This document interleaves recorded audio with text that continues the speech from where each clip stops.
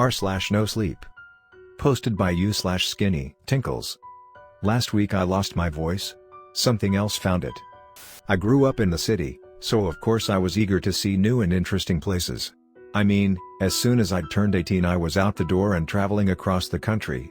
In the end though, the thing I wanted most was the peace and quiet that I couldn't find in the city. That's how I ended up working at a bar in a small Montana town at 19 years old. As I said, the town is pretty small. Mostly just bars and a few stores.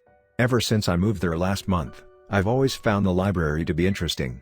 The old architecture makes the place look surreal, and on top of that, I'm an avid reader. I've actually been meaning to write a book, maybe make some money from it, so last week I visited the place, hoping for some inspiration, if not some good reading material. Nobody was inside, which I thought was weird, considering it was located in a pretty busy part of town. I looked around a bit and saw a girl, about my age, in an office chair, reading a Stephen King novel that I don't remember the name of. "Do you work here?"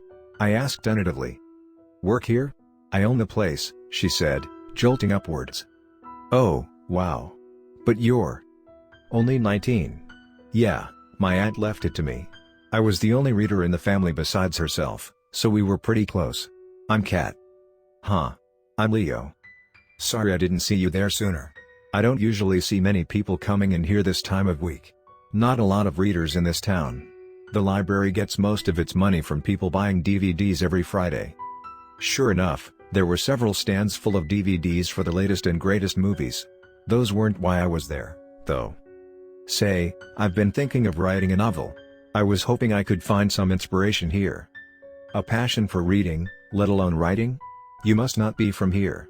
Well, what are you planning on writing then? I suppose I've always been a big horror fan. I'd love to write something scary. A horror fan? Me too. If you're looking for inspiration. Oh. Yes, there's a section over there that contains all kinds of books about witchcraft, demons, all that fun stuff. I'm not meant to touch them too often, they're real old, but I wouldn't want to anyway. Why not? I was interested now. Well, I don't get scared easily. I'm fine with reading scary stories and watching scary movies, been that way since I was a little girl, but something about those old books gives me the heebie-jeebies. This was exactly what I was hoping for. I thanked Kat and walked to the section containing the creepy old books. Be careful with them. As I said, they're real old. If they get damaged, there'll be hell to pay, she shouted across the library. Of course, I chuckled, grabbing one of the books. The cover was a faded red, and the pages were yellowed. It had no title, so I began flicking through pages. Eventually, I landed on a page with a creepy drawing. A face smiling, but with wide, frightened eyes. As I said, creepy, but I love creepy stuff, so I made the mistake of reading the text, which I will not share with you for soon-to-be obvious reasons. As soon as I was done reading it, I gasped, then had a burning sensation in my throat and my jaw hung open. I stayed like that for 10 seconds at least, before stumbling backwards. My breathing was unsteady, and I stumbled towards the exit. Kat looked up from her book again, then became concerned when she saw me, but I just told her that my inhaler was in my car and that I'd come back tomorrow. My voice came out as a whisper, but it was enough to get her back to her book. I hurried home, and though my breathing had become relaxed, my voice was completely gone. I tried to talk to myself in the mirror, but nothing came out. The book is meant to be really old, maybe I had gotten sick from touching it? I made the decision to sleep it off. My alarm woke me up for work, and I went into the bathroom to brush my teeth, but I found that I couldn't open my mouth. Hell, I couldn't even move my tongue. As panic began to settle in, I spoke. I was saying things.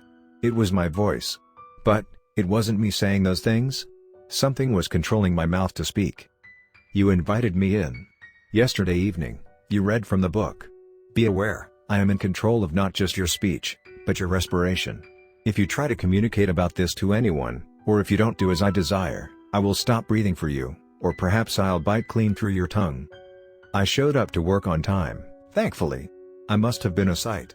Pale as a ghost, but still talking as confident as ever. More confident than normal, even. Whatever was using my voice was remembering the names of every bargoer and keeping them entertained as I gave them their drinks. I left, got in my car, then my voice told me to go to the library. It was a Friday, so there were a few people looking for DVDs, but I walked over to Kat. "Leo. How are you? You looked kinda sick when you left yesterday?" she said with concern in her voice. "Oh, I'm better for seeing you. I think there was just some dust in the old book, got me sick for a day," I responded casually. "Say, mind if I take that book home, have a little look at it? I think it has some great material for a horror novel." "Oh, I didn't know, Leo. I meant to keep that old thing mostly untouched.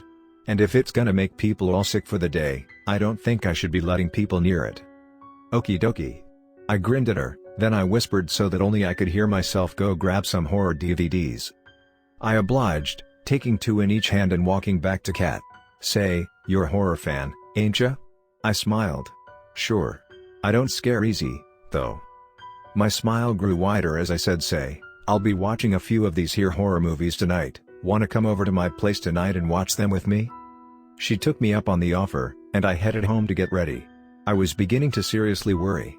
Whatever was controlling my smile and my voice had to have something planned for her, and I doubt it was anything good. Still, I wanted to continue breathing.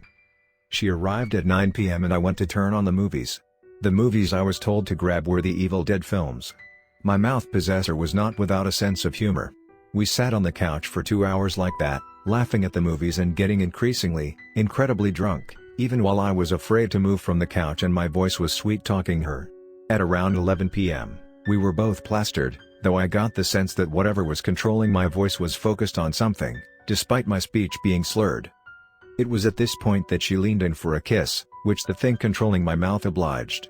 As soon as our lips touched, I felt the same burning sensation in my throat that I had felt when I read from the Red Book, and my eyes opened wide. Judging by Kat's wide eyes, I could guess she was feeling the same feeling in her throat. We both fell backwards and I heard her breathing become unsteady. My jaw hung open for a while, until I realized that I was in control of my breathing again, and by extension, my speech. "Are you alright there, Kat?" I slurred out, still very much inebriated. "Yeah, just tired. Real tired," she responded. Her voice came out as a whisper. She fell asleep on the couch and I passed out drunk on the floor. When I woke up, I heard her voice coming from the bathroom. "Be aware, I am in control of not just your speech, but your respiration. If you try to communicate about this to anyone, or if you don't do as I desire, I will stop breathing for you, or perhaps I'll bite clean through your tongue." I had transferred it to her. I ran to the bathroom and puked into the toilet. Partially out of panic, mostly because I was hungover. "Thanks, Leo. We should do this again sometime." I looked up to see Kat grinning, but with fear in her eyes. "Grab your keys and go home," she said, this time to herself. After that, I tried to figure out why it wanted her instead of me, and I realized last night. She owns the library, and has access to those old books. Like the one that I read from. Kat is in danger. And more people might be if she uses the book.